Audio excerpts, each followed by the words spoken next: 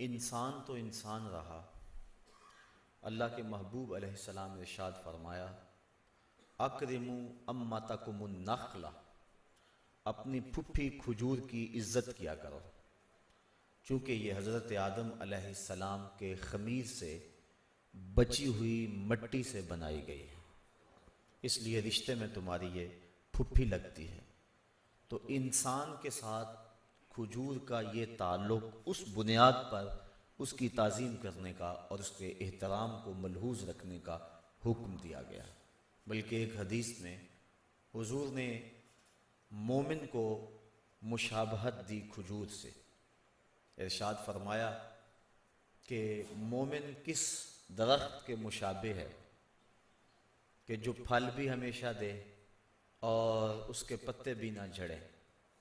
ایک صحابی کہتے ہیں کہ میرے ذہن میں کھجور کا درخت آیا، لیکن اس کے باوجود میں نے عرض کرنے کی جسارت نہ کی، اس احترام میں کہ بزرگ صحابہ تشریف فرما ہیں، لہٰذا میں کیوں بولوں۔ بعد میں حضور علیہ السلام نے فرمایا کہ اس سے مراد کھجور ہے، کہ مومن کی مثال کھجور کے درخت کی طرح ہے کہ جو خزاں میں بھی چھاؤں دیتا ہے اور ہر موسم میں پھل بھی دیتا ہے۔ تو مومن کا وجود نفع بخش ہے۔ کھجور کو تعظیم دی کہ آدم علیہ السلام کے وجود سے بچی ہوئی کچھ مٹی سے کھجور کو تخلیق کیا گیا، اور اس کی تعظیم و اکرام کا حکم اس لیے ارشاد ہوا۔ اب آدم علیہ السلام اور بنی آدم کی عزت، تکریم اور احترام کا عالم کیا ہوگا۔ اسلام نے انسان کی تعظیم اور اولاد آدم اور آدم کے احترام کا ہمیں درس دیا ہے۔ اسلام کے علاوہ جتنے بھی مذاہب ہیں ان کے ہاں یہ تصور نہیں ملتا احترام آدمیت کا جو اسلام کے ہاں ہے، بلکہ غیر الہامی مذاہب کے اندر تو انسان کی سخت تحقیر کی گئی ہے۔ میں نے اس دن ڈارون کے حوالے سے آپ کے سامنے بات رکھی تھی کہ اس نے بندروں کی مہذب صورت انسان کو کہا ہے۔ انسان نے انسانوں کو مختلف خانوں میں بانٹ کر انسان کی تذلیل کی ہے۔ ایران عہد ساسانیہ کی تاریخ پڑھے، جو رعایا تھی وہ تو اس قدر ذلت کے مقام پہ تھی کہ العیاذ باللہ۔ اسی طرح مختلف قوموں کے عروج و زوال کی داستان آپ پڑھیں تو آپ کو انسان کی تحقیر ہر دور میں ہوتی ہوئی دکھائی دے گی۔ آج بھی آپ کی ہمسائیگی کے اندر بھارت میں انسانوں کو 4 گروہوں اور ذاتوں میں تقسیم کیا گیا۔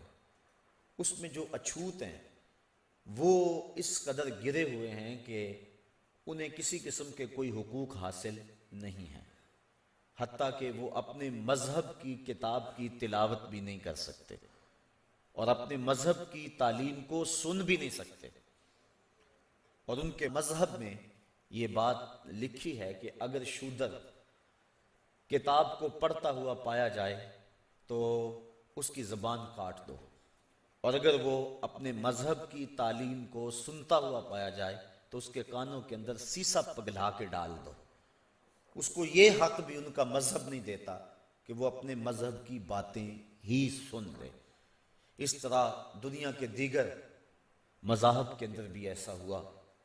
ہم تاریخ عالم کے اندر ایسے مذاہب کا تذکرہ بھی پڑھتے ہیں جنہوں نے زمین کو پوتر سمجھا اور انسان کو ناپاک سمجھا، اور مرنے کے بعد زمین کے اندر اس کو دفن نہ کیا کہ زمین ناپاک ہو جائے گی۔ پانی کو بھی پوتر سمجھا، مقدس سمجھا، اور پانی میں بھی نہ بہایا کہ اس سے پانی ناپاک ہو جائے گا، حتیٰ کہ آگ میں بھی نہ جلایا کہ آگ ناپاک ہو جائے گی۔ اب مرنے والا باپ ہے یا ماں، بہن ہے یا بیٹی، بیٹا ہے یا اس کا اور کوئی عزیز رشتہ دار، نہ اس کو پانی میں بہائیں نہ اس کو زمین میں دفن کریں، تو اب اس شخص کا ٹھکانہ کیا ہوگا؟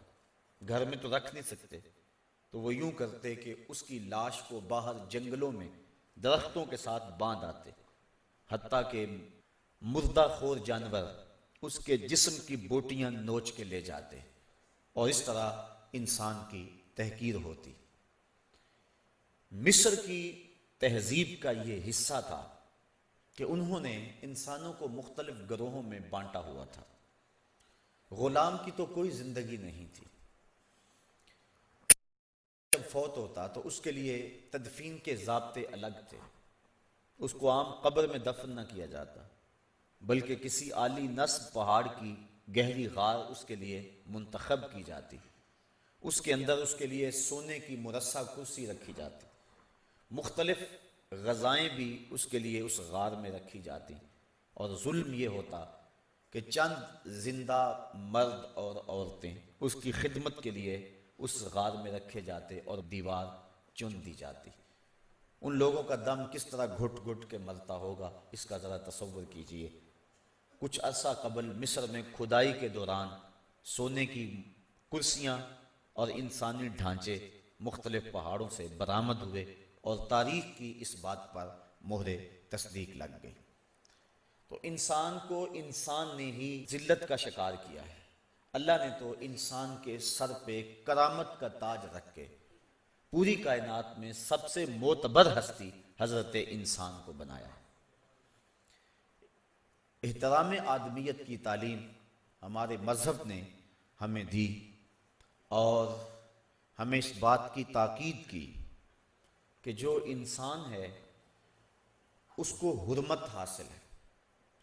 یہ بکری اور دیگر جانوروں کا گوشت کھایا جاتا ہے، انسان کا جو گوشت حرام کیا گیا ہے یہ حرمت کی وجہ سے کیا گیا ہے۔ اس کے تقدس کے پیش نظر اس کے گوشت کو اور اس کے خون کو، اعضائے بدنیہ کو حرام قرار دیا گیا ہے، تقدس اور حرمت کی وجہ سے، ورنہ بکری اس سے پاکیزہ نہیں ہے۔ شوافع اور احناف میں اس بارے میں اختلاف ہے کہ اگر کوئی عورت اس حال میں فوت ہو جائے کہ اس کے پیٹ میں زندہ بچہ موجود ہو تو کیا اس کا پیٹ پھاڑ کر اس بچے کو زندہ نکال لیں گے یا کہ نہیں نکالیں گے؟ تو شوافع کہتے ہیں کہ احترام آدمیت کے پیش نظر اس کے پیٹ کو چاک نہیں کر سکتے، لیکن احناف کا موقف بڑا واضح ہے۔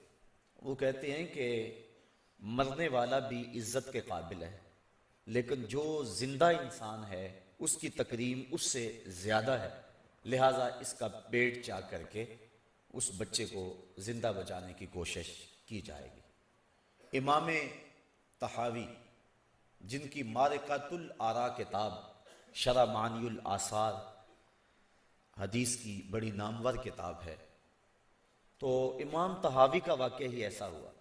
آپ کی جب والدہ فوت ہوئیں تو آپ اس وقت شکم مادر میں تھے، تو اس وقت آپ کے ننیال اور ددھیال دونوں میں اختلاف ہو گیا۔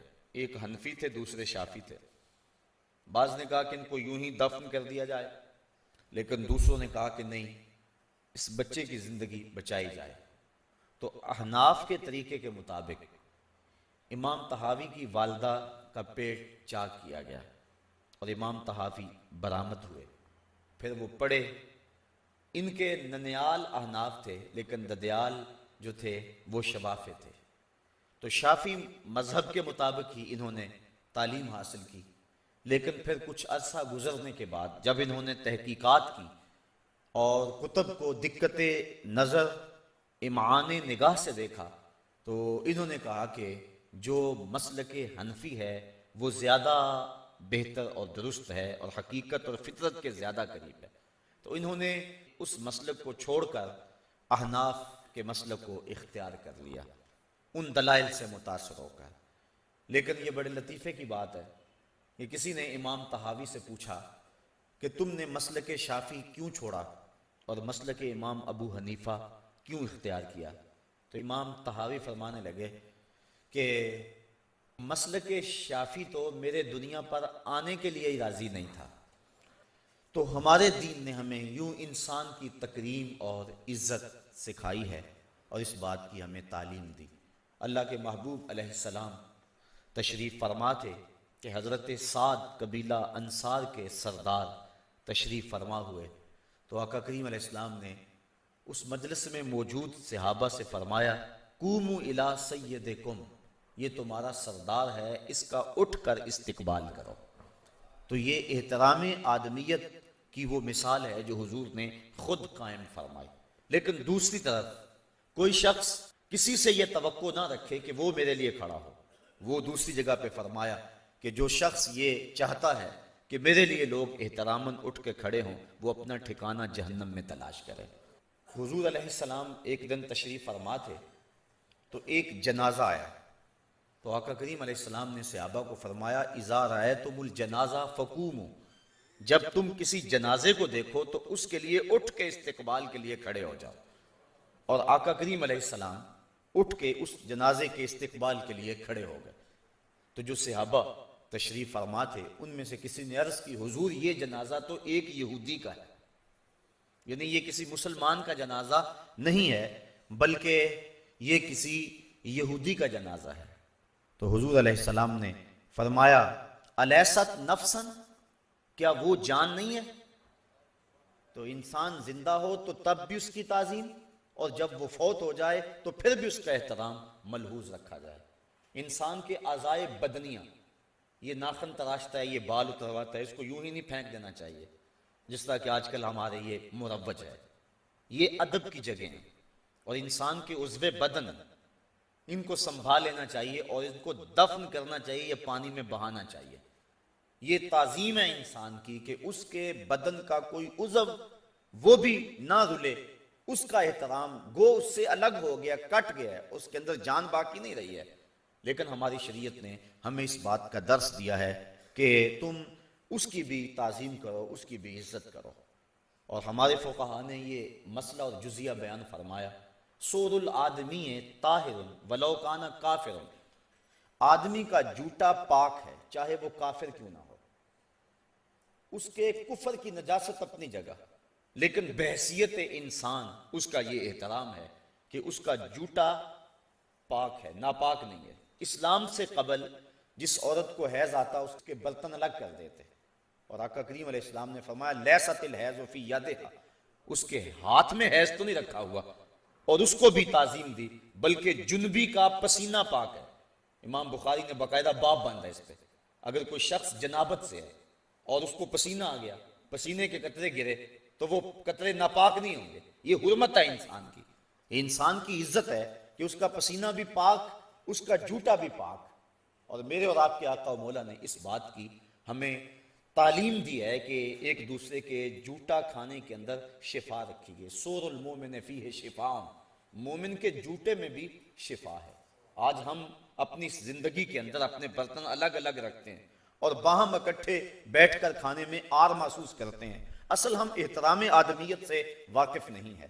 جب دو آدمی اکٹھے کھائیں، میرے اور آپ کے آقا و مولا نے فرمایا طعام الواحد کاف للاثنین، ایک کا کھانا دو کے لیے کافی ہوتا ہے اور دو کا کھانا تین کے لیے کافی ہوتا ہے۔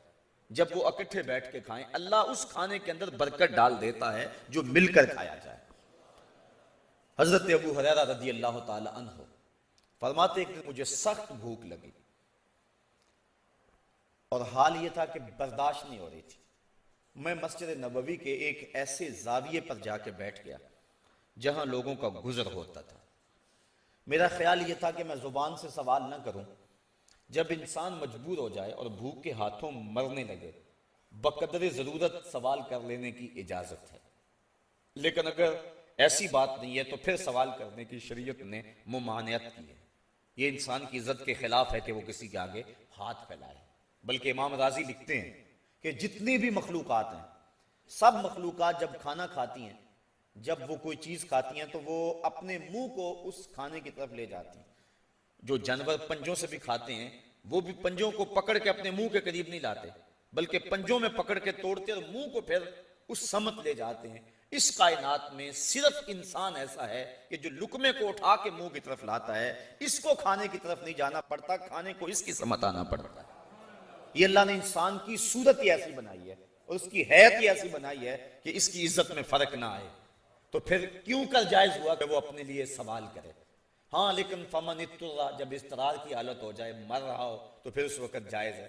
لیکن صوفیہ اس حالت کے اندر بھی دست سوال دراز کرنا کبھی بھی بہتر نہیں سمجھتے۔ تو حضرت ابو ہریرہ فرماتے میرے اوپر حالت کوئی ایسی تھی، میں آ کے بیٹھ گیا کہ میں سوال تو کروں گا نہیں، لیکن کوئی گزرتا ہوا میرے چہرے کو پڑے گا اور سمجھ جائے گا کہ یہ بھوکا ہے اور مجھے کچھ دے دے گا، میرا گزر اوقات ہو جائے گا۔ میں دروازے پہ بیٹھا تھا کہ حضرت عمر فاروق رضی اللہ تعالی عنہ گزرے، میں نے ان کو سلام کیا اور قرآن مجید کی کسی آیت کے بارے میں ان سے پوچھا، مطلب یہ تھا کہ یہ بتائیں گے، اس دوران ان کی نظر میرے چہرے پہ پڑے گی، یہ جان جائیں گے کہ ماجرا کیا ہے۔ انہوں نے اس کی جو تشریح تھی وہ بتائی اور چل دی ہے۔ میں نے دل میں سوچا کہ میرا کام تو نہیں بنا۔ تھوڑی دیر کے بعد حضرت ابو بکر صدیق رضی اللہ تعالی عنہ آ گئے، میں نے ان سے بھی کسی مسئلے کے بارے میں بات کی تو انہوں نے بھی اس کو بتایا اور چل دیے۔ میں پریشان کہ میرا پھر کام نہیں بنا۔ کہا چند لمحے گزرے تھے کہ دل و قلب و نگاہ کا مرشد اولین آ گیا، حضور جلوہ فراز ہوئے۔ میں نے حضور سے بھی سوال کیا، آقا کریم نے مجھے دیکھا اور مسکرا کے کہا ابو ہریرہ بھوک لگی ہوئی ہے؟ میں نے عرض کیا حضور مجھے بھوک لگی ہوئی ہے، چونکہ سوال ہی یہ تھا۔ کہتے ہیں حضور فرمایا ابو ہریرہ میرے ساتھ آ جا۔ حضرت ابو ہریرہ فرماتے ہیں کہ میں حضور کے ساتھ چلا گیا، حضور اندر چلے گئے، تھوڑی دیر کے بعد مجھے آواز دی کہ ابو ہریرہ آ جاؤ۔ میں جب گیا تو دودھ کا ایک پیالہ تھا۔ فرمایا کہ ابو ہریرہ صفہ کے چبوترے پہ جو لوگ بیٹھے ہیں ان کو بلا لاؤ۔ کہا 70 لوگ تھے جو صفہ کے چبوترے پہ تھے اور میری طرح سخت بھوکے تھے۔ میرے دل میں یہ بات آئی کہ دودھ کا ایک پیالہ ہے اور 70-72 آدمی، مجھے تو کچھ تسکین ہوئی تھی اور جان میں جان آئی تھی، لیکن حکم تھا، میں جا کے ان کو بلا لایا۔ حضور نے میرے ہاتھ میں پیالہ دیا، فرمایا ابو ہریرہ دائیں جانب سے شروع ہو جاؤ۔ کہتے میں نے جب ایک شخص کو وہ پیالہ پیش کیا اور اس نے پیا اور خوب سیر ہو کے پیا، اور میں نے دیکھا کہ پیالے کے کناروں تک اسی طرح دودھ بھرا ہوا ہے، میرے دل کو تسلی ہو گئی کہ اب کام بن گیا۔ پھر میں نے دوسرے آدمی کو دیا، پھر تیسرے کو دیا، 70 آدمی اس پیالے سے دودھ پی چکے، لیکن ابھی تک اس پیالے میں کبھی واقعہ نہیں آئی، لگتا تھا حوض کوثر کی نہر کا کنیکشن اس پیالے سے جڑ گیا ہے۔ کہتے ہیں جب وہ سارے پی چکے، حضور نے فرمایا ابو ہریرہ تم پیو۔ کہتے ہیں میں نے وہ پیالہ اپنے لبوں سے لگایا اور جتنی مجھے خواہش تھی میں نے پیا، میں نے چھوڑ دیا۔ حضور فرمایا ابو ہریرہ اور پیو۔ تو فرماتے ہیں کہ میں نے تھوڑا سا اور پی لیا، پھر فرمایا اور پیو۔ کہا مجھے قسم ہے اس ذات کی جس نے آپ کو حق کے ساتھ مبعوث کیا ہے، میرے بدن کے اندر ایک قطرے کی بھی گنجائش نہیں ہے۔ حضور نے مجھ سے پیالہ لیا اور یہ کہتے ہوئے ساقی القوم آخرہم شربا، قوم کا جو ساقی ہوتا ہے پلانے والا ہوتا ہے وہ پینے میں آخر ہی ہوتا ہے، یہ کہہ کے حضور نے وہ پیالہ نوش جاں کیا۔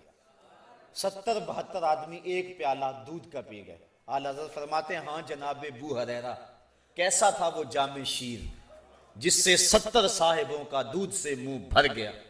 میرے استاذ المکرم آپ فرمایا کرتے تھے کہ یہ پہلو تو بڑا واضح ہے کہ دودھ کا ایک پیالہ 70-72 آدمیوں کے لیے کافی ہو گیا۔ فرمایا کرتے تھے کبھی اس پہ بھی غور کر لیا کرو کہ 72 آدمیوں کا جھوٹا 2 جہاں کا سلطان پی رہا ہے۔ کبھی اس معاملے کی طرف بھی آپ کی توجہ جانی چاہیے۔ تو آج ہم مل کے نہیں کھاتے ہیں، ایک دوسرے سے ہمیں گھن آتی ہے اور احترام آدمیت کے ان ضابطوں کو ہم بھول گئے ہیں جو ہمیں شریعت نے دیے ہیں۔ اس لیے جب انسان باہم مل کے بیٹھتے ہیں تو ان کے کھانے میں برکت ہوتی ہے، اور مومن کے جھوٹے کے اندر بھی اللہ تعالیٰ نے شفا رکھی ہوئی ہے۔ اللہ اکبر۔ تو یہ اسلام کا دیا ہوا احترام آدمیت ہے۔ جو شخص اسلام میں بوڑھا ہو جائے اللہ نے اسے یہ احترام دیا ہے کہ اس کی عزت اور توقیر کا حکم دیا، اور فرمایا لیسا منا من لم یرحم صغیرنا ویوقر کبیرنا، وہ ہم میں سے نہیں ہے جو چھوٹوں سے شفقت نہیں کرتا اور بڑوں کی تعظیم نہیں کرتا۔ بلکہ صوفیہ تو کہتے ہیں کہ چھوٹے کے ساتھ محبت اس لیے کرو کہ اس کے گناہ میرے سے کم ہوں گے، اور بڑے کی تعظیم اس لیے کرو کہ اس کی نیکیاں مجھ سے زیادہ ہوں گی۔ اور صوفیہ نے ایک اور بڑی خوبصورت بات کی، اور میں سمجھوں گا کہ یہ تصوف کی جان ہے۔ وہ کہتے ہیں جب کوئی عیب دیکھنے کا شوق آ جائے تو پھر اپنے اندر ڈھونڈو، اور جب خوبی دیکھنے کا شوق ہو تو پھر کسی اور میں تلاش کرو۔ اگر یہ مزاج بن جائے تو معاشرے کے اندر کتنی محبتیں پیدا ہو جائے۔ آج ہر شخص اپنے سے دوسرے کو حقیر سمجھتا ہے اور اپنے آپ کو بہتر سمجھتا ہے، جبکہ شریعت نے فرمایا کہ تم اپنے آپ کو ستھرا نہ کہو، اپنے آپ کو جو ہے وہ پاک نہ بتاؤ، بلکہ اللہ جس کو چاہے وہ ستھرا فرما دیتا ہے۔ تو جاہلیت کے وہ تعصبات اور وہ جو غلاموں آقا کے تفرقات اور امیر غریب کے جو تفرقات تھے، اسلام نے ان کو آ کر مٹایا ہے۔ بوڑھا درخور اعتنا نہیں سمجھا جاتا تھا، لیکن اسلام نے اس کو عزت دی ہے، اس کا احترام سکھایا ہے۔ بلکہ امام ابو نعیم الاصفہانی نے حلیہ کے اندر روایت نقل کی ہے، اگر کوئی شخص 70 سال کی عمر میں ہو کر انتقال کرتا ہے، اللہ تعالیٰ اس کے بڑھاپے کا حیا کرتے ہوئے بغیر حساب کے اسے جنت عطا فرما دیتا ہے۔ اور اگر کوئی 80 سال کی عمر میں انتقال کرتا ہے، اللہ تعالیٰ اسے حق شفاعت عطا کرے گا کہ وہ اپنے خاندان اور قبیلے کے کتنے لوگوں کی سفارش کر کے انہیں بھی جنت میں لے جائے گا۔ حضرت بایزید بستامی کا 72 سال کی عمر میں انتقال ہوا۔ بعد میں کسی کو خواب میں ملے، کہا بتاؤ آپ کے رب نے آپ کے ساتھ کیا سلوک کیا؟ کہا جب میں اس کے روبرو پیش ہوا تو میرے مالک نے پوچھا اے بوڑھے بتا میرے پاس کیا لے کر آیا؟ تو کہتے ہیں میں نے جواباً عرض کی مالک بادشاہوں کی چوکھٹ پہ جب فقیر آئیں تو انہیں یہ تو نہیں کہا کرتے بادشاہ کہ کیا لے کر آئے ہو، فقیروں کو تو شہنشاہ یہی کہا کرتے ہیں کیا لینے آیا ہو، میں لے کر کچھ نہیں آیا تیری رحمت لینے آیا۔ بوڑھوں کی تعظیم سکھائی، بچوں کے ساتھ شفقت کا حکم دیا، اور اسلام نے مومن کو گالی دینے سے منع کیا ہے۔ سباب المسلم فسوق وقتالہ کفر، مومن کو گالی دینا فسق ہے اور اس کو قتل کرنا کفر ہے، اور فرمایا کہ جس نے ایک مومن کو قتل کیا گویا اس نے پوری انسانیت کا قتل کیا، اور جس نے کسی ایک جان کو بچایا اس نے پوری انسانیت کو بچایا۔ تو اسلام نے یہ ہمیں آدمی کا احترام دیا ہے۔ بندہ اور آقا کا امتیاز عرب میں بہت سارا تھا، لیکن اس کو عملی طور پہ حضور نے مٹایا۔ خطبہ حجۃ الوداع کے موقع پر فرمایا کہ میں ان باتوں کو اپنے پاؤں تلے رونتا ہوں، کوئی عربی اجمی، کوئی گورا کالا اور کوئی امیر غریب، ان کے تفرقات نہیں ہوں گے۔ ہاں اللہ کے ہاں عزت کا ایک معیار ہے، اور وہ کیا؟ ان اکرمکم عند اللہ اتقاکم، جو اللہ سے زیادہ ڈرنے والا ہے وہ اللہ کے ہاں زیادہ عزت والا ہے۔ ورنہ سارے انسانوں کو ان کی ماں نے آزاد جنم دیا ہے، اور کسی کو حق نہیں پہنچتا کہ ان کو غلام بنائے۔ اور شریعت اسلامیہ نے ہمیں کتنے ضابطے دیے جس سے غلاموں کی آزادی کا سامان ہوا۔ روزہ توڑ بیٹھو تو غلام آزاد کرو، قسم توڑ بیٹھو تو غلام آزاد کرو، زہار کے کفارے میں غلام آزاد کرو۔ تو کتنے کفارات ہیں۔ اس کے علاوہ بھی غلام آزاد کرنے کی ترغیب دی، اور ایک وقت آیا کہ دنیا سے غلامی ختم ہو گئی، اور جب تک غلام موجود رہے ان کے ساتھ اس نے سلوک کا درس دیا۔ آقا کریم نے اپنی امت کو جو آخری وصیت کی وہ 2 وصیتیں تھیں، ایک نماز کی اور دوسری فرمایا کہ 2 کمزوروں کے بارے اللہ سے ڈرنا، ایک بیوی اور دوسرا غلام۔ کہا یہ تمہارے دست نگر ہے، کہیں ایسا نہ ہو کہ تم ان کو دکھ پہنچاؤ، بلکہ فرمایا عبیدکم اخوانکم، تمہارے غلام تمہارے بھائی ہیں، جو تم خود کھاتے ہو ان کو وہ کھلاؤ۔ تو یہ ترغیب دی۔ اور حضرت علی المرتضیٰ رضی اللہ تعالیٰ عنہ جب بازار میں کپڑا خریدنے جاتے تو اپنے غلام کو ساتھ لے کے جاتے، اور فرماتے کہ جس طرح میں خریدوں گا اس طرح کا کپڑا تو پہنے گا۔ اور امتیاز بندہ و آقا یہ اسلام نے مٹایا ہے۔ جب یروشلم فتح ہوا تو حضرت عمر فاروق رضی اللہ تعالیٰ عنہ اپنے ایک حبشی غلام کے ساتھ یروشلم مفتوحہ علاقے میں دورے کے لیے تشریف لے گئے۔ 25 لاکھ مربع میل کا حکمران ہے، لیکن ایک غلام ایک اونٹ، یہ کل پروٹوکول ہے، اور آپ جا رہے ہیں۔ اب اسلام نے تو جانوروں کے حقوق بھی متعین کیے ہیں، تو 2 آدمی اس کے اوپر سوار نہیں ہوتے، باری باری سوار ہوتے ہیں۔ کبھی غلام کی باری آ جاتی ہے، کبھی آقا کی باری آ جاتی ہے، کبھی غلام آگے نکیل تھامے چلتا ہے اور کبھی حضرت عمر فاروق چلتے ہیں۔ جب یروشلم کے قریب پہنچے تو حضرت عمر فاروق کی باری نکیل تھامنے کی آ گئی، اور جو غلام تھا اس کی باری اوپر سوار ہونے کی آ گئی۔ غلام نے عرض کی حضور اب شہر قریب دکھائی دے رہا ہے، میں اپنی باری رضامندی سے چھوڑتا ہوں، آپ میری جگہ تشریف لے آئیں۔ تاکہ آپ امیر المومنین ہیں اور لوگ وہاں آپ کے انتظار میں کھڑے ہوں گے، تو اس حوالے سے آپ کو اونٹ کے اوپر ہونا چاہیے۔ فرمایا جب باری تیری ہے تو میں اوپر کیسے بیٹھ سکتا ہوں، میں کل کیا جواب دوں گا؟ حضرت عمر فاروق اس اونٹ کی نکیل تھامے تھامے آگے چل رہے ہیں، آگے دو رویا کتاروں کے اندر مسلمان بھی اور اس علاقے کے دوسرے غیر مسلم بھی موجود ہیں۔ جب انہوں نے دیکھا تو ان کے سینے کانپ رہے تھے کہ مسلمانوں کا امیر المومنین کتنے روب داب سے آئے گا، لیکن جب دیکھا کہ اونٹ کے اوپر ایک کالے رنگ کا شخص بیٹھا ہے اور نیچے ایک شخص اس کی نکیل تھامے آ رہا ہے، انہوں نے کہا مسلمانوں، ہمارے دل میں تو بڑا تصور تھا تمہارے امام کا، یہ تو رنگ کا کالا ہے، اس کی ناک تو چپٹی ہے، اس کے ہونٹ تو موٹے ہیں، یہ تو کوئی حبشی نژاد نظر آتا ہے، اس سے تو اس کا غلام سونا ہے جو نکیل تھامے تھامے آگے چل رہا ہے، روب اس کا زیادہ دکھائی دے رہا ہے۔ تو مسلمانوں نے کہا کہ تم دھوکہ کھا گئے ہو، ہمارا امام وہ نہیں ہے جو اونٹ کے اوپر سوار ہے، ہمارا خلیفہ تو وہ ہے جو نکیل تھامے ساتھ ساتھ پیدل چل رہا ہے۔ فقط اسلام دنیا میں یہ منظر پیش کرتا ہے کہ آقا چل دیے پیدل، سواری پہ غلام آیا۔ اکثر صحابہ حضرت سیدنا بلال حبشی کا کالے رنگ کا ہاتھ چوم کر آنکھوں سے لگاتے تھے اور کہتے تھے یا بلال انتا سیدنا، بلال تو ہمارا آقا لگتا ہے۔ تو یہ تعلیم تھی حضور کی، آدمیت کا یہ احترام سکھایا کہ دولت کی قلت کے باعث یا رنگ اور نسب کے معاملے کے اندر کوئی کسی کو تانا شریعت اسلامیہ میں نہیں دے سکتا۔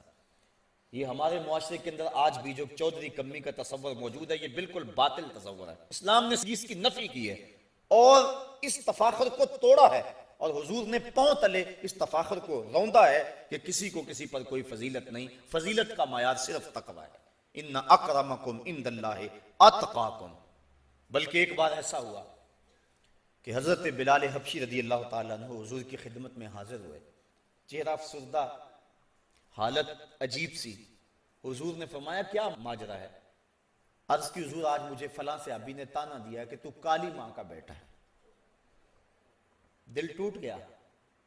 حضرت بلال حبشی نے یہ تانا سنا، حضور کی خدمت میں جب حاضر ہوئے عرض کی تو آقا کریم علیہ السلام نے فرمایا جاؤ اسے میرا سلام دو اور اسے کہو کہ جن عورتوں کا دودھ میں نے پیا ہے ان میں ایک خاتون حضرت ام ایمن تھی جن کا رنگ سانولا تھا، اور جا کے اس صحابی کو کہو کہ جو تانا مجھے دیا ہے وہ اپنے نبی کو بھی جا کے دے۔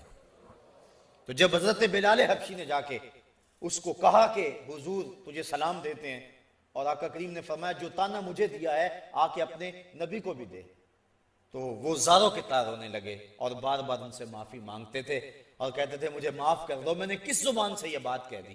تو یہ اسلام کا دیا ہوا دین ہے، اور یہ ہے احترام آدمیت کہ انسان کو کسی صورت کے اندر بھی ہم حقیر نہیں سمجھ سکتے، چاہے اس کے پاس مال و زر ہے یا نہیں، تو اس کو ہم احترام دیں گے بحیثیت انسان۔ عرب میں سب سے کالے رنگ کا شخص جس کا نام بھی اسود تھا، اسود عربی میں کالے کو کہتے ہیں، حجر اسود کو اسود اس لیے کہتے ہیں کہ وہ کالے رنگ کا ہے، تو ان کو بھی اسود اس لیے کہتے تھے کہ وہ کالے رنگ کا تھا، اور پورے عرب میں ان جیسی رنگت کسی اور کی نہیں تھی۔ عرب میں جہاں اونچ نیچ اور تفریق بہت ساری تھی، تو ایسے شخص کو کوئی اپنے پاس بٹھانے کے لیے تیار نہیں تھا۔ ایک تو ذات کا غلام، دوسرا رنگت کالی، کوئی شخص اس کے قریب بیٹھنے کو تیار نہیں تھا۔ جب اسلام کا نور چمکا، گھر گھر اجالے پہنچے، تو اسود حضور کی خدمت میں حاضر ہوا اور عرض کرنے لگا حضور اگر میں اسلام لے آؤں تو مجھے کیا ملے گا؟ اب جنت کا وعدہ اسے دیا جا سکتا تھا، دوزخ سے نجات کی بات اس کے ساتھ کی جا سکتی تھی، لیکن حکیم تو وہ ہے جو مریض کی نبض دیکھ کے اس کے مرض کو پہچانے اور اس کے دکھڑے کو سمجھے اور اس کے علاج کو جانتا ہو۔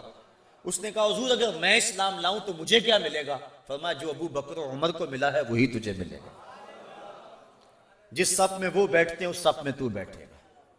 تو اس نے کہا پھر دیر نہ کیجیے، مجھے اپنی غلامی میں لے لیجیے۔ اقبال کہتا ہے اسود از توحید احمد می شود، اسود توحید کے فیضان سے احمر ہو گیا ہے۔ تو یہ ہے اسلام کا دیا ہوا فیضان، اور یہ ہے انسان کا احترام، اور یہ ہے اس کی عزت اور اس کی توقیر کا درس۔ ذرا دیکھیے غلام کی عزت افزائی، ذرا دیکھیے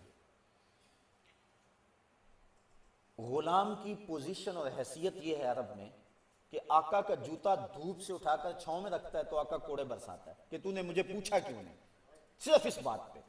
وہ کہتا ہے جی وہ دھوپ میں پڑے تھے خراب ہو جائیں گے، میں نے اس لیے چھاؤں میں رکھے۔ وہ کہتا ہے تو متکبر ہو گیا، خود سر ہو گیا، تجھے اپنی اوقات یاد نہیں رہی، میرے جوتے کو میرے پوچھے بغیر تو نے ہاتھ لگایا، تیرے اندر ہمت کیسے ہوئی ہے؟ یہ ہے غلام کی رسوائی۔ اقبال نے غلام کی اس رسوائی کا نقشہ کھینچا۔ وہ کہتا ہے غلامی کیا ہے ذوق حسن و زیبائی سے محرومی، غلامی کیا ہے ذوق حسن و زیبائی سے محرومی، جسے زیبا کہتے ہیں آزاد بندے ہے وہی زیبا، بھروسہ کر نہیں سکتے غلاموں کی بصیرت پر۔ غلام کی اس بصیرت کو کوئی ماننے کے لیے تیار نہیں ہے۔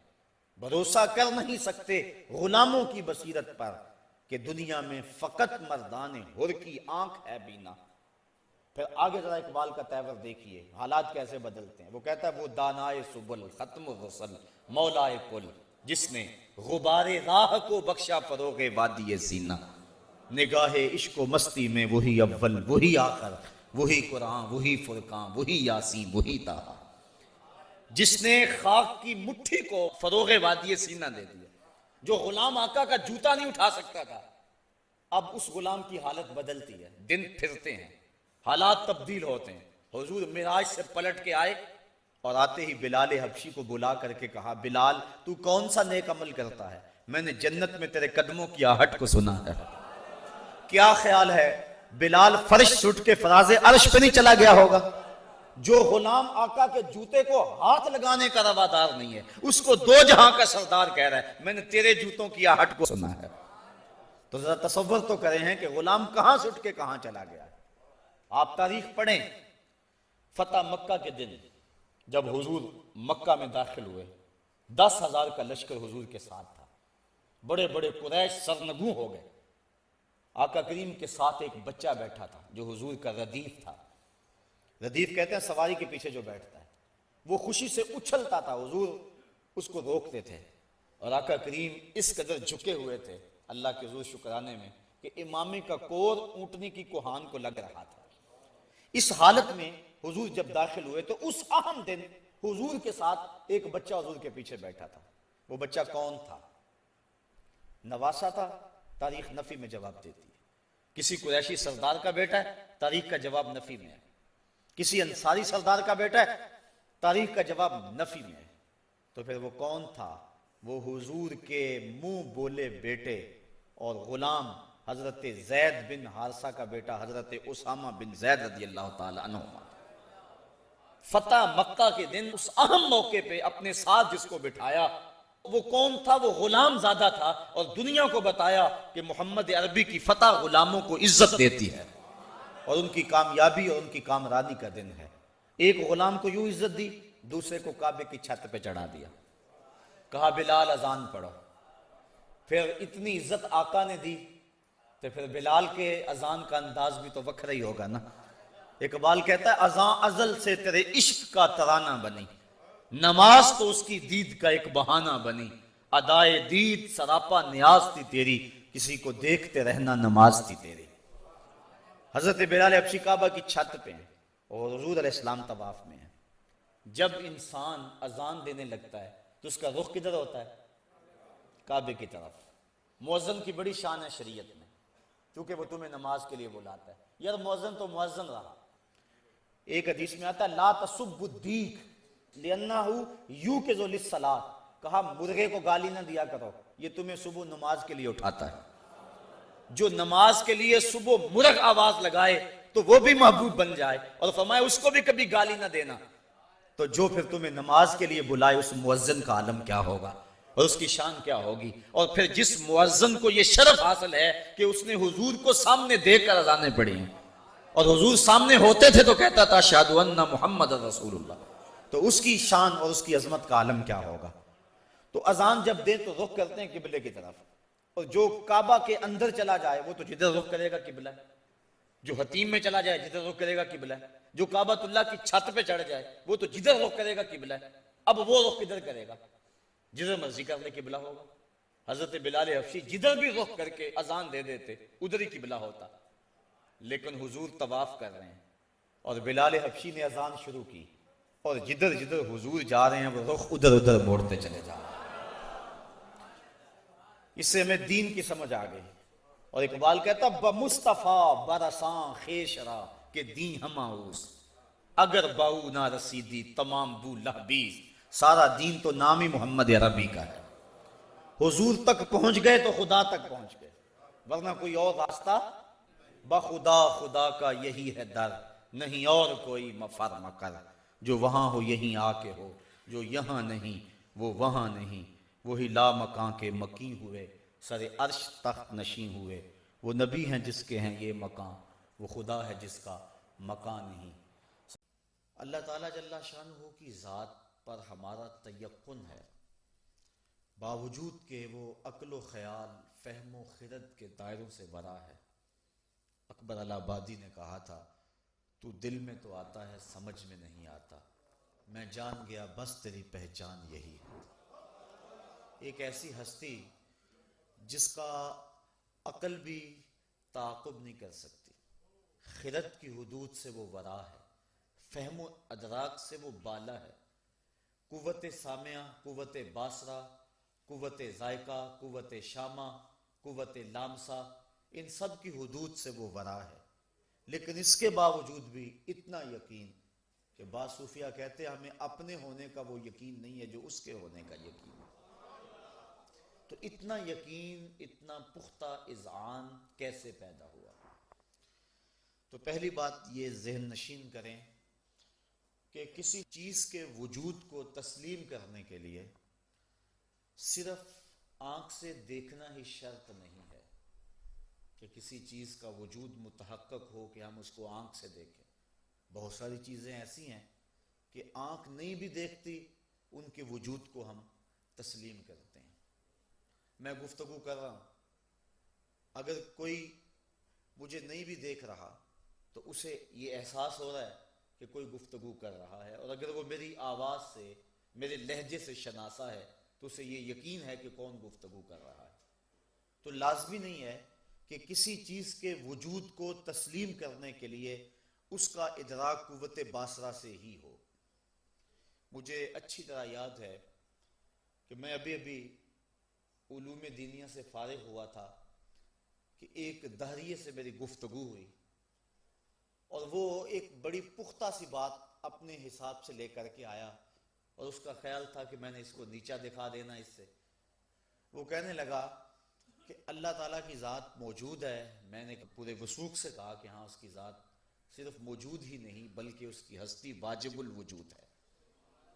تو وہ کہنے لگا میں آپ سے اس حوالے سے بات کرنے آیا ہوں، میں نے لمبی بات نہیں کرنی، دو لفظی بات کرنی ہے۔ میں نے کہا کرو۔ کہنے لگا اگر اللہ موجود ہے تو مجھے دکھاؤ۔ میں نے اس کو کہا میاں، ہر شے جس کا وجود متحقق ہو لازمی نہیں ہے کہ اس کو دیکھا جا سکے۔ کچھ چیزوں کا تعلق سننے سے ہے، کچھ چیزوں کا تعلق چکھنے سے ہے، کچھ چیزوں کا تعلق سونگھنے سے ہے، کچھ چیزیں ان کا تعلق عقل سے ہے، 2 دونی 4 اس کا تعلق عقل سے ہے، اس کو دیکھا نہیں جا سکتا۔ یہ موتیا ہے، یہ نسرین ہے، یہ نسترن ہے، یہ چمبیلی ہے، اس کو آنکھ سے نہیں دیکھا جا سکتا۔ اگر موتیا آنکھ میں ڈال بھی دیا جائے تو پھر بھی نہ پتا چلے کہ یہ موتیا ہے یا گلاب ہے، اس کا تعلق قوت شامہ سے ہے۔ یہ گرم ہے، یہ سرد ہے، اس کا تعلق قوت لامسا سے ہے۔ آنکھ نہیں دیکھ سکتی کہ گرم ہے یا سرد ہے۔ تو ہر شے کا تعلق دیکھنے سے نہیں ہوتا۔ وہ کہنے لگا نہیں بھائی، سیدھی بات ہے کہ یہ بڑا شور ہے کہ اللہ کی ذات موجود ہے، میں آپ سے یہ مطالبہ کرتا ہوں اگر اس کی ذات ہے تو مجھے دکھاؤ، مجھے دکھا دو گے تو میں مان جاؤں گا۔ ظاہر ہے کہ میری اس تفصیل کے باوجود بھی اس کی بات سمجھ میں نہ آئی کہ ہر چیز کا تعلق دیکھنے سے نہیں ہوتا ہے۔ اب ظاہر ہے کہ جس طرح کا بندہ ہو بات بھی پھر اس طرح کی ہوتی ہے۔ تو میں نے بھی اپنے تیور کو بدلا۔ میں نے کہا میاں میں تیرے سے کیا بات کروں، تیرے میں تو عقل ہی نہیں ہے، کوئی عاقل ہو، سمجھدار ہو تو میں اس سے بحث بھی کروں۔ وہ کہنے لگا میری اتنی تعلیم ہے اور فلاں فلاں دانشگاہ، اس سے میں علم حاصل کرتا رہا ہوں، اور آپ نے یہ سادہ سا جملہ کہہ دیا کہ آپ میں تو عقل ہی نہیں ہے۔ میں نے کہا میاں اگر عقل ہے تو دکھاؤ۔ وہ میرے منہ کی طرف دیکھنے لگا۔ میں نے کہا تم عقل دکھا دو، میں خدا دکھا دیتا ہوں۔ تو عقل آنکھ سے نہیں دیکھی جا سکتی. عقل کیسے دیکھیں گے؟ کسی شخص کی گفتگو سے پتہ چلے گا یہ عاقل ہے، کسی شخص کی عادات سے پتہ چلے گا یہ سمجھداری والے کام کر رہا ہے. تو آنکھ سے عقل نہیں دیکھی جا سکتی، بلکہ عاقل کی عادات سے، عاقل کی گفتگو سے، عاقل کی تحریر سے، اس کی نشست و برخاست کے انداز سے جانا جاتا ہے کہ یہ عاقل ہے. اللہ تعالیٰ کی ذات آنکھ سے دیکھی نہیں جا سکتی ہے، فہم و ادراک سے بھی مبالغہ ہے، لیکن کائنات کے اندر پھیلے ہوئے کتنے دلائل ہیں جو ہمیں اس بات کی دعوت دے رہے ہیں کہ اللہ کی ذات موجود ہے.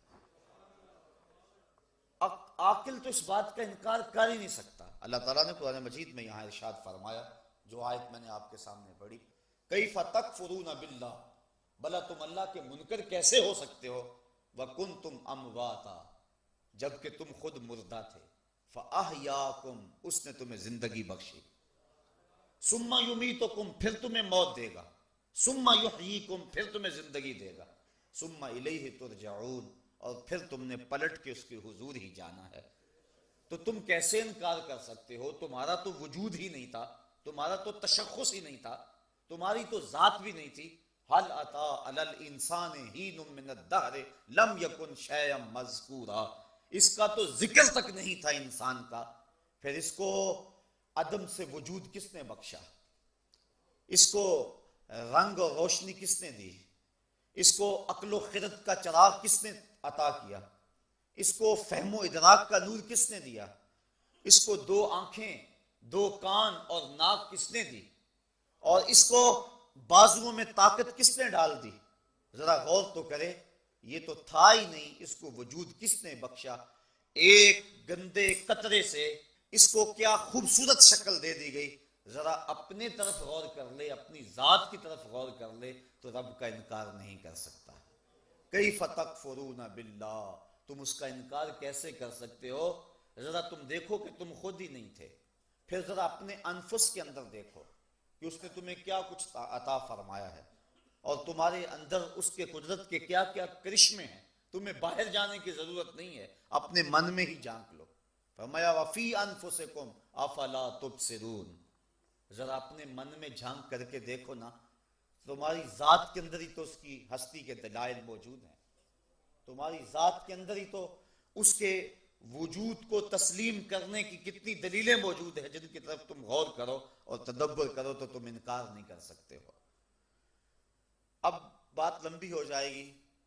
کسی بھی چیز کو ماننے کے لیے دو طرح کے دلائل دیے جاتے ہیں. جو چیز آنکھوں کے سامنے ہو اس کو تو ماننے کے لیے کسی دلیل کی ضرورت نہیں ہے، لیکن جو چیز آنکھوں سے اوجھل ہو تو اس کو ماننے کے لیے دو طرح کے دلائل دیے جاتے ہیں.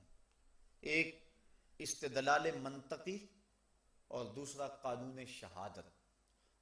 استدلال عقل یا منطقی دلائل وہ کیا ہیں؟ وہ آفاق اور انفس کے اندر پھیلے ہوئے کتنے دلائل ہیں جو اللہ نے اپنی ذات پر حضرت انسان کو عطا کی اور کہا ذرا غور کر کہ میری ذات موجود ہے کہ نہیں ہے. کائنات کا ایک ایک گوشہ اس کی ذات کا پتہ بتاتا ہے، پتہ پتہ اس کی ذات کا پتہ دیتا ہے.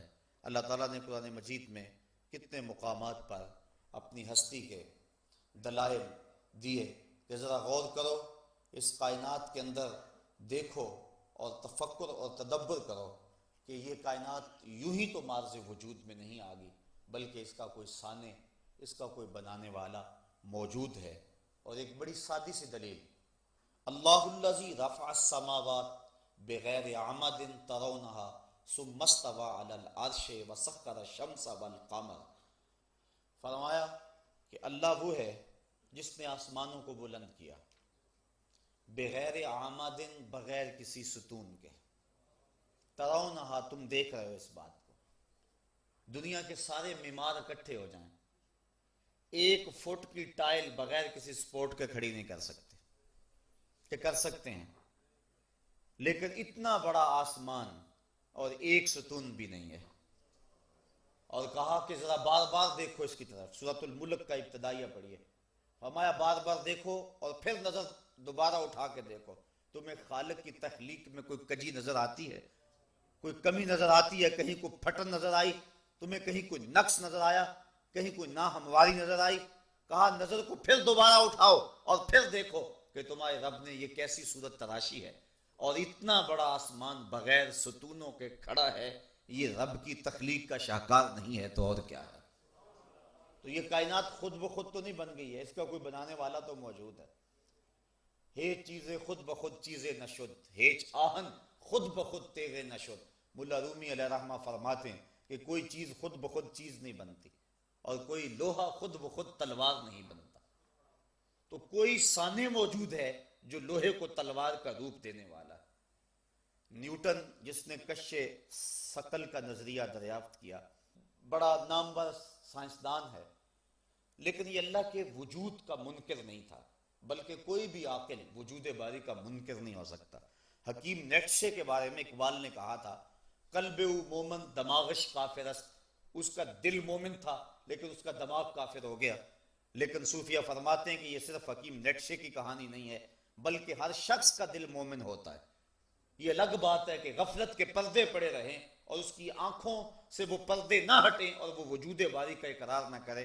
حقیقت تو یہ ہے کہ ہر شخص کے سینے میں اللہ کی محبت کا تخم رکھا گیا ہے اور اس کا دل یقیناً مومن ہوتا ہے۔ اور اس پر ام المومنین حضرت عائشہ صدیقہ رضی اللہ تعالی عنہا سے مروی روایت ہے، کل مولود یولد علی الفطرہ فابواہ یحودانہ او یمجسانہ او ینصرانہ او کما قال، کہا ہر بچہ فطرت اسلام پہ پیدا ہوتا ہے، اب اس کے والدین اس کو یہودی بنا دیتے ہیں، اس کو عیسائی بنا دیتے ہیں، اس کو مجوسی بنا دیتے ہیں۔ جس طرح کے والدین ہوں گے بچہ اس طرح کا ہو جائے گا، لیکن اس کی فطرت کے اندر اللہ نے اسلام رکھا ہوا ہے، تو وہ کیسے اللہ کی ذات کا اور اس کی ہستی کا انکار کر سکتا ہے؟ تو کوئی بھی عاقل وجود باری کا انکار نہیں کر سکتا۔ تو نیوٹن نے اجرام فلکیہ کا ایک ماڈل تیار کیا جس میں کواکب کی گردشیں سب کچھ بنایا اس نے، بلکہ سورج کے ساتھ اس نے ایک لیمپ بھی لگایا جس سے روشنی نکلتی تھی، اور وہ باقی جو مدار میں ستارے اور سیارے تھے ان پر عکس پڑتا تھا، جس سے وہ سب جب وہ اس کا ہینڈل گھماتا تو وہ سب میں روشنی آتی۔ تو نیوٹن کا ایک دوست تھا جو وجود باری کا انکار کرتا تھا، اتفاق سے وہ آ گیا، تو اس نے اس کو وہ اجرام فلکیہ کا وہ ماڈل دکھایا، تو وہ اشش کر اٹھا اور بے ساختہ کہنے لگا یہ کس نے بنایا؟ تو نیوٹن مسکرا کے کہنے لگا کسی نے نہیں بنایا، خود بخود بن گیا۔ اس نے کہا خود بخود کیسے بن گیا؟ تو نیوٹن کہنے لگا جب ایک ماڈل خود بخود نہیں بن سکتا ہے تو جو اصل ہے وہ خود بخود کیسے ماض وجود میں آ گیا ہے؟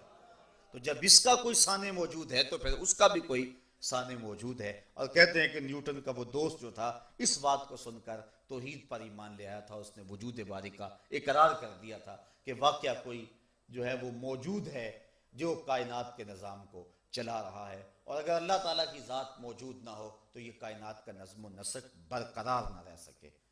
بلکہ وہ کسی بڑھیا سے کسی نے پوچھا تھا نا، جو چرخہ کاٹ رہی تھی کہ اللہ کے ہونے کی دلیل، اس نے کہا میرا چرخہ، کہا یہ عجیب بات ہے، کہا میں چلا رہی ہوں تو یہ چل رہا ہے، اگر میں نہ چلاؤں تو یہ چل ہی نہیں سکتا، یہ جو زمین و آسمان کا چرخہ چل رہا ہے یہ اللہ کے چلانے سے چل رہا ہے، اور اگر وہ موجود نہیں ہے تو چل ہی نہیں سکتا۔ کہا اچھا پھر اللہ کے ایک ہونے کی دلیل؟ کہا وہ بھی میرا چرخہ۔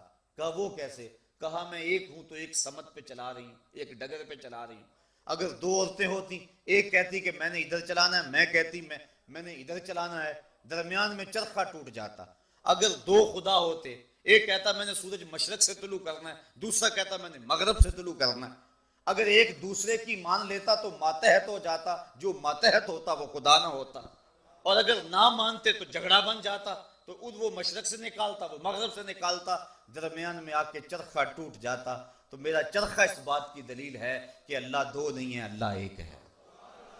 امام شافعی سے کسی نے پوچھا، آپ شہتوت کے درخت کے نیچے بیٹھ کر لکھ رہے تھے، کسی نے کہا کہ اللہ کی دلیل، آپ کی نظر اٹھی، سب سے پہلے شہتوت کا درخت ہی نظروں کے سامنے آیا، کہا یہی شہتوت کا درخت اس کی ذات پہ دلیل ہے۔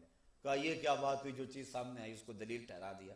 کہا دیکھو یہ درخت ہے شہتوت کا، اس کی جڑیں اور رنگ کی ہیں، شاخیں اور رنگ کی ہیں، اور اس کے پتے اور رنگت کے ہیں، اس کے اوپر پھل کچا ہو تو رنگ اور ہے، پک جائے تو رنگ اور ہے، اور اسی شہتوت کے پتے بکری کھائے تو دودھ دیتی ہے، اور اگر اسی کے پتے ریشم کا کیڑا چاٹے تو ریشم بنتا ہے، شہد کی مکھی چوسے تو شہد بنتا ہے۔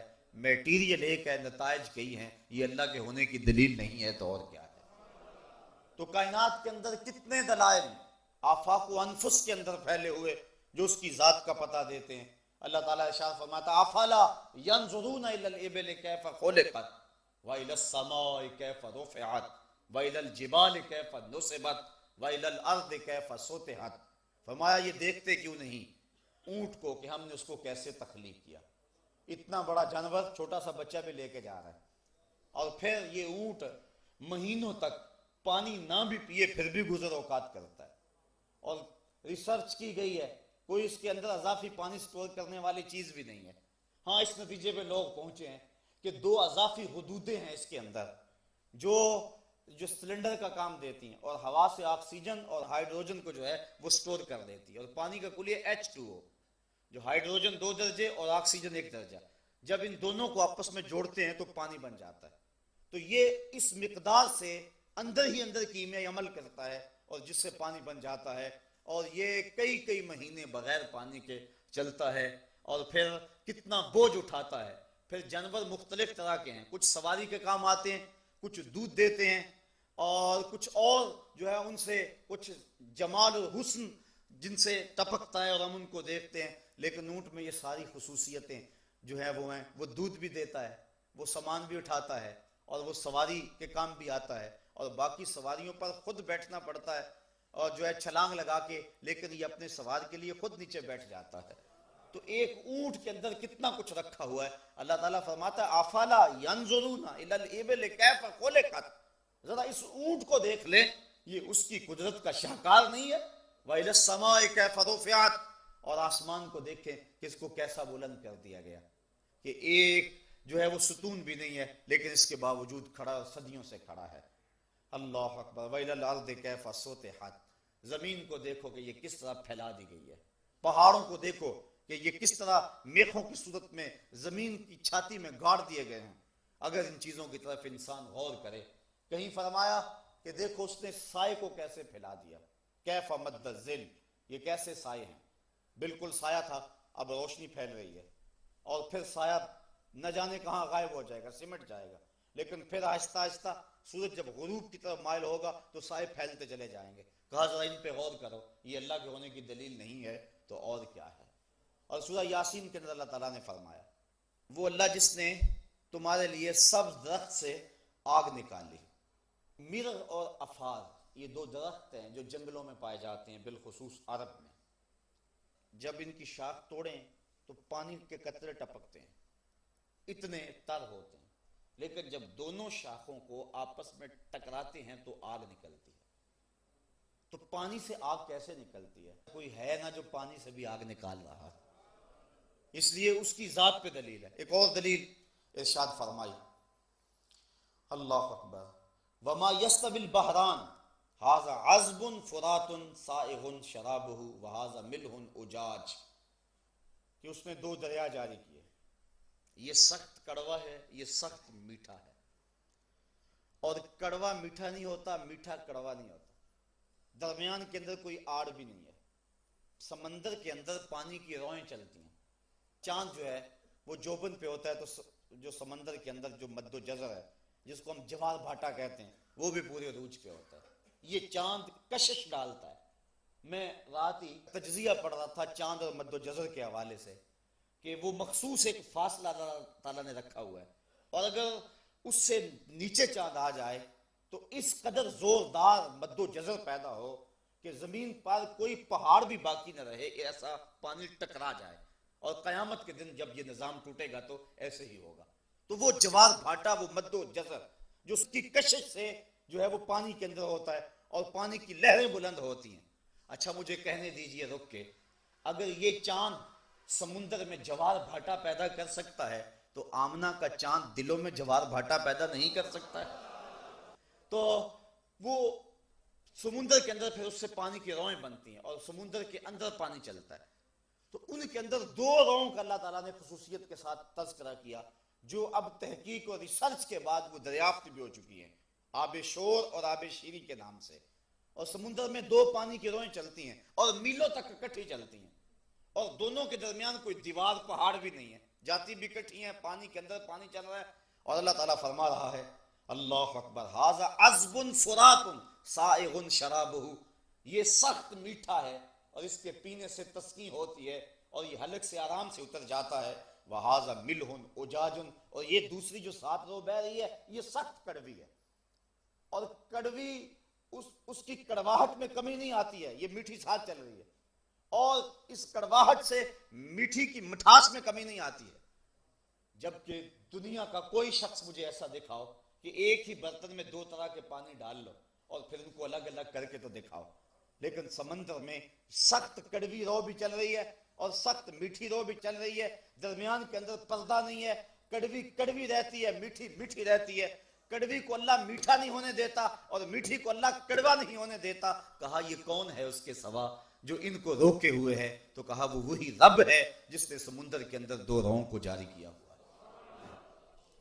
تو یہ اس کی ذات کی دلیلیں ہیں، اور کائنات کے اندر پھیلے ہوئے ایسے ہزاروں دلائل ہیں جو ہمیں اس کی ذات کا پتہ دیتے ہیں، اور ہمیں اس سمت ہماری توجہ دلائی جاتی ہے کہ وہ مالک، اس نے یہ نظام کائنات بنایا ہے، یہ شمسی اور یہ قمری نظام، ان کا آپس میں ٹکراؤ بھی نہیں ہوتا، پھر زمین کو کس طرح ہمارے لیے بچھایا گیا، پھر یہ رنگا رنگ پرندے ہمارے لیے، درخت، گندگی کے ڈھیر کے اوپر بھی گلاب کا بیج ڈال دو تو جب وہ اگے گا تو اس گلاب سے بھی خوشبو آئے گی، جبکہ اس نے غذا کہاں سے لی ہے، اور پھر وہ ایک ہی طرح کی زمین سے، ایک ہی طرح سے پانی سے، سرابی سے پھل نکلتے ہیں، لیکن ان کی خاصیات الگ الگ ہوتی ہیں، بلکہ ایک ہی درخت کی خصوصیات الگ ہوتی ہیں۔ یہ جو ببول ہے جس کو ہم ککر کہتے ہیں، یہ طب کی دنیا کے اندر اس کا بڑا نام ہے، اس کی جڑوں کی تاثیر اور ہے، اس کی چھال کی تاثیر اور ہے، اور اس کے پتوں کی تاثیر اور ہے، اور اس کے اوپر پھلیاں لگتی ہیں ان کی تاثیر اور ہے، اور زرد رنگ کے پھول لگتے ہیں ان کی تاثیر اور ہے، اور وہ پھلیاں جو ہے وہ خشک کی جائیں سائے کے اندر تو ان کی تاثیر اور ہے، اور دھوپ میں خشک کر لی جائیں تو ان کی تاثیر اور ہے۔ چیز ایک ہے، مٹی ایک ہے، آب و ہوا ایک ہے، پرورش ایک آب و ہوا نے کی ہے، لیکن اللہ تعالیٰ نے ایک شے کے اندر اتنا کچھ رکھ دیا، یہ اللہ کے علاوہ اور کون کر سکتا ہے؟ تو یہ ہے اس کی ذات کے دلائل۔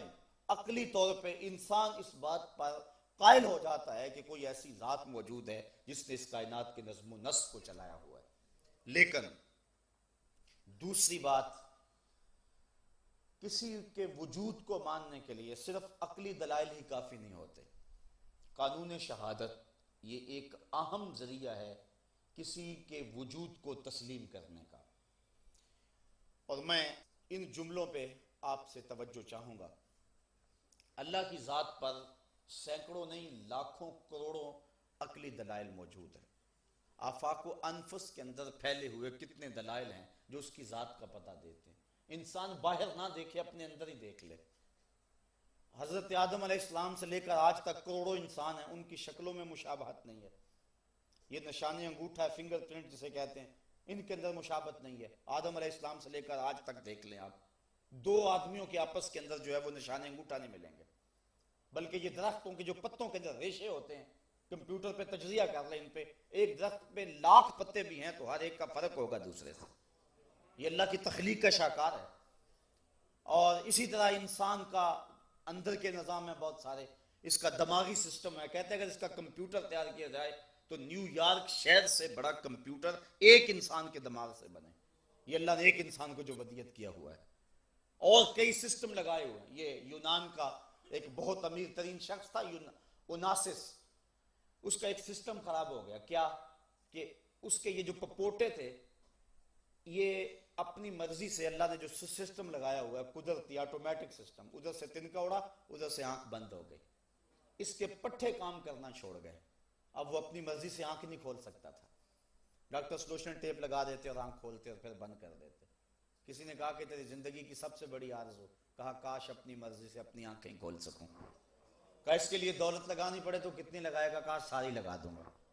تو ہم کبھی اس کا احساس بھی نہیں کیا کہ یہ کتنی بڑی دولت ہے، تو یہ قدرتی سسٹم لگایا ہوا ہے، تو جو ہے وہ عزم ہوتا ہے، ارادہ ہوتا ہے تو پلک بند ہو جاتی ہے، آنکھ بند ہو جاتی ہے۔ تو انسان اپنے اندر دیکھے، اس کی زبان پہ 4000 پھیلے ہوئے پٹھے ہیں جو ہے وہ احساس کرتے ہیں کہ اس میں کرواہٹ ہے، اس میں جو ہے وہ نمک ہے، اس کے اندر مٹھاس ہے، اور اس طرح اس کے نظام انہضام اللہ تعالیٰ نے رکھا ہوا ہے، یہ جگر کا نظام ہے۔ انسان غور کرے، یہ آنکھ کتنی بڑی نعمت ہے، اگر وہ باہر دیکھنے کی جو اس کے پاس فرصت نہیں ہے تو کہا ذرا اپنے اندر ہی جھانک لے، وفی انفسکم افلا تبصرون، ذرا اپنے من میں جھانک کر کے دیکھو، نہ مسجد وچ نہ مندر وچ، لب یار نو اپنے اندر وچ۔ لیکن کسی چیز کو منوانے کے لیے یا تو دلائل عقل دیے جاتے ہیں۔ اس کی میں سادہ مثال دوں گا، میں کہوں کہ باہر بارش ہو رہی ہے، آپ تو میرے سامنے بیٹھے ہوئے ہیں اور یہاں تو ایسا ماحول نہیں ہے، میں اپنا یہ دعویٰ آپ سے منوانا ہے کہ باہر بارش ہو رہی ہے، تو میں کس طرح منواؤں گا؟ دو طرح کے دلائل ہیں، ایک تو عقلی دلائل، منطقی دلائل، اور ایک قانون شہادت۔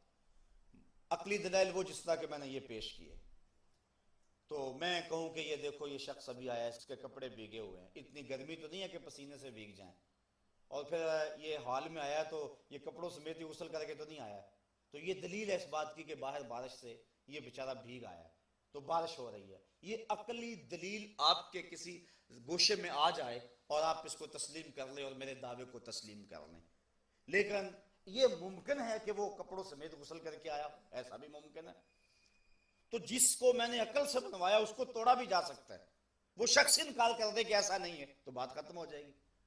تو کسی شے کے وجود کو منوانے کے لیے ایک تو عقلی دلائل دیے جاتے ہیں، دوسرا کیا ہے کہ قانون شہادت۔ میں کہتا ہوں کہ بعد بارش ہو رہی ہے اور یہ میں نے عقلی دلیل دی کہ یہ شخص دیکھو اس کے کپڑے بھیگے ہوئے ہیں، آپ نے تسلیم کر لیا، میرا موضوع ختم ہو گیا۔ لیکن آپ اگر تسلیم نہیں کرتے عقل پہ، آپ کہتے کہ نہیں ہم نہیں اس بات کو مانتے، تو میں کیا کروں گا؟ میں آپ میں سے کسی شخص کو کھڑا کروں گا جو معتبر ہوگا اور اس کو کھڑا کر کے کہوں گا جناب آپ بتائیں باہر بارش ہو رہی ہے؟ وہ کہے ہاں جناب بارش ہو رہی ہے۔ آپ کا فرض کرو ماننے کا پروگرام نہ ہو تو آپ کہیں ہم اسے بھی نہیں مانتے، تو میں کیا کروں گا؟ میں دوسرا آدمی کھڑا کر دوں گا، آپ کو وہ گواہی دے گا، آپ کہیں کہ ہم اسے بھی نہیں مانتے، میں تیسرا آدمی کھڑا کر دوں گا، آپ کہ میں اسے بھی نہیں مانتا، تو میں کیا کروں گا؟ جب جس کو بھی میں کھڑا کروں آپ انکار کرتے چلے جائیں تو میرے پاس ایک ہی حل رہ جائے گا کہ میں اس موضوع کو چھوڑ دوں گا کہ آپ ماننے کو تیار نہیں ہیں۔ عقلی دلائل دیے آپ نے تسلیم نہ کیا، میں نے گواہی دلوائی آپ نے تسلیم نہ کیا۔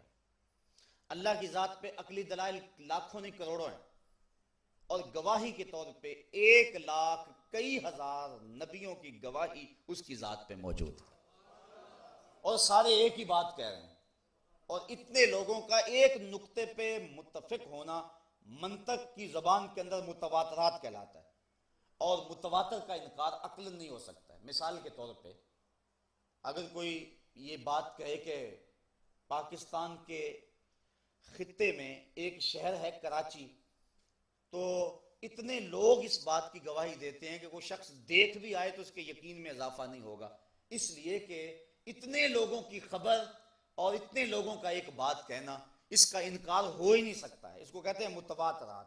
اللہ کی ذات پر ایک نہیں 1,00,000 کئی ہزار نبیوں نے گواہی دی، اور ہر نبی اپنے دور کا معتبر شخص تھا، لیکن قوم کا انکار اگر نبیوں کو نہیں مانتی، کہتی ہے لستا مرسلا، ہم تجھے نہیں مانتے، تو پھر کیا حل ہوگا؟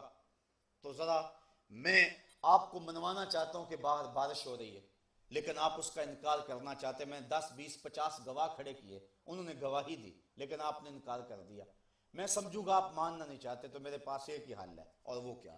توجہ اس پہ چاہوں گا، وہ یہ کہ میں وقتی طور پہ اس موضوع کو کلوز کر دوں گا، ختم کر دوں گا کہ آپ تو ماننے پہ نہیں ہیں، ضد میں آ گئے ہیں۔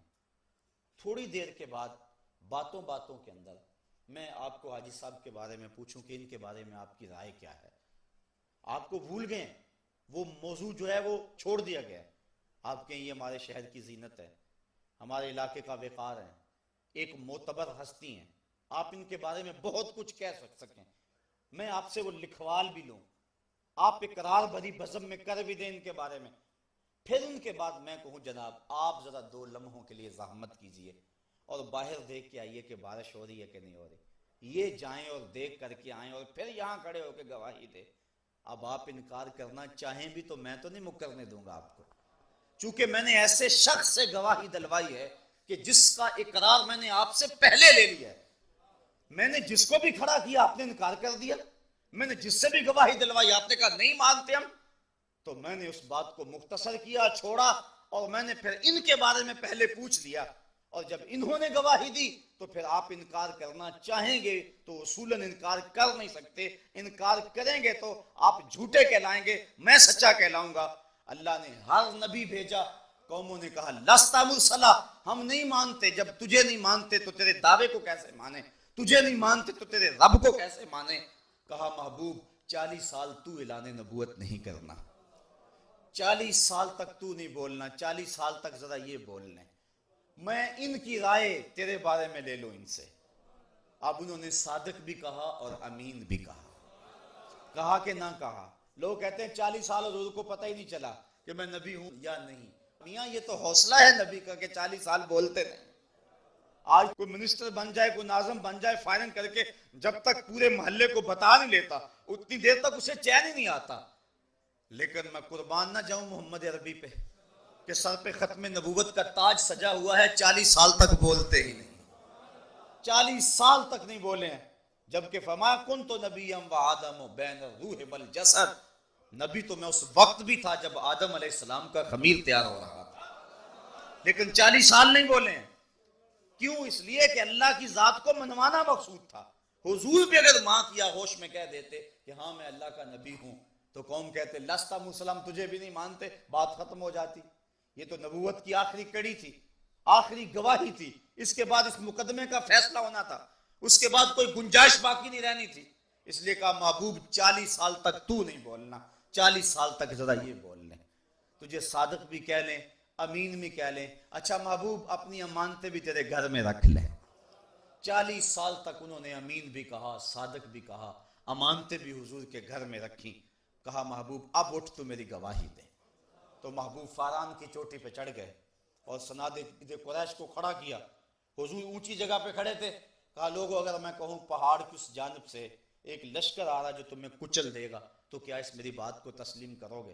کیونکہ حضور ایسی جگہ پہ کھڑے تھے جہاں وہ قریش بھی نظر آتے تھے اور دوسری سمت بھی نظر آتی۔ صوفیہ فرماتے ہیں اس سے مراد حضور کا اشارہ اپنے مقام نبوت پہ تھا کہ میں نبوت کی اس اونچی مسند پہ کھڑا ہوں جہاں دنیا کو بھی دیکھتا ہوں، آخرت کو بھی دیکھتا ہوں، تمہاری نظر صرف ایک سمت ہے اور میں ادھر بھی دیکھتا ہوں۔ تو کہا میں اس پہاڑ کے اوپر کھڑا ہوں، میں ادھر بھی دیکھ رہا ہوں، اگر کہوں ادھر سے ایک لشکر آ رہا ہے جو تمہیں کچل دے گا مانو گے؟ کہنے لگے نظر نہ بھی آیا تو ہم کہیں گے ہم اندھے ہیں تم سچے ہو۔ کہا میری صداقت پہ اتنا یقین ہے؟ کہا ہاں۔ کہا پھر مان جاؤ اللہ ایک ہے اور میں اس کا رسول ہوں۔ اب انہوں نے کہا تبا لک ھنالک سائر الیوم الہذا جمعتنا، یہ ابو لہب نے کہا کہ صبح سے لے کر اس لیے جمع کیا تھا، تبا لک معاذ اللہ، یہ اس نے گالی دی تبا لک۔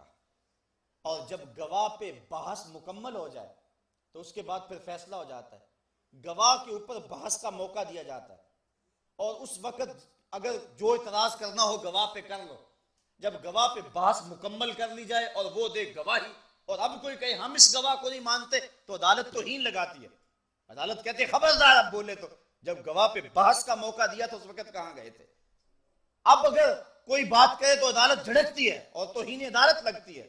تو 40 سال تک توحید کے اس گواہ پر بحث کا موقع دیا گیا تھا، اس وقت انہوں نے صادق کہا اور امین کہا، اور جب بات گواہی پہ آئی اور ابو لہب بولا تبا لک ھنالک سائر الیوم الہذا جمعتنا، تو اللہ نے توہین عدالت لگائی، خبردار آواز بند کر، منہ بند کر، تبت یدا ابی لہب وتب، تیرے دونوں ٹوٹ جائیں تو پہلے کہاں گیا ہوا تھا؟ 40 سال تو صادق اور امین کہتا تھا اور آج کہتا ہے کہ نہیں مانتا، تو توہین عدالت لگی۔ تو اللہ کی ذات پر پھر سب سے بڑی گواہی اس دنیا کے اوپر قائم ہوئی تو وہ مصطفیٰ جان رحمت کی ذات تھی۔ آفاق کے گوشے گوشے میں اس کی ہستی کے دلائل پھیلے ہوئے ہیں، عقل سلیم اس کا انکار نہیں کر سکتی، سارے نبیوں نے اس کی صداقت کی گواہی دی، لیکن وہ گواہی جس گواہی کے بعد کسی اور گواہی کی گنجائش بھی نہیں اور پچھلی ساری گواہیوں کی تصدیق ہو گئی، وہ گواہی ہے محمد عربی صلی اللہ علیہ وآلہ وسلم کی۔ بلکہ باقی جتنی بھی گواہیاں تھیں نا اللہ کی ذات پہ، وہ تھی خاموش گواہیاں، صامت. اور حضور کی گواہی، حضور اللہ کی ذات پہ دلیل تھے، ناطق، بولنے والی دلیل. پتھر اللہ کی ذات پہ دلیل تھے نا، لیکن لوگوں نے پتھروں کو معبود بنا لیا، بول نہیں سکے.